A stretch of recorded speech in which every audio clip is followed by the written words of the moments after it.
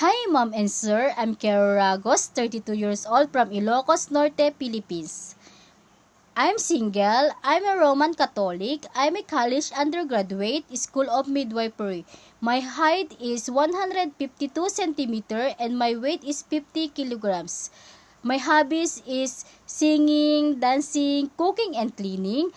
I work as a housemaid here in the Philippines for 2 years. From January 2021 to January 2023, I serve one couple and 6 years old child. I can take care of kids, pets, ironing, washing clothes, wash dishes, and also I love cleaning the house. I know how to cook Philippine foods, but I'm willing to learn how to cook Chinese food and other kind of dish. I'm a hardworking person, trustworthy, and can easily learn. To my future employer, please choose me as your housemaid because I badly need this job. It will help me to grow as a person and a big help for my family, especially financially. I know that I'm a first timer.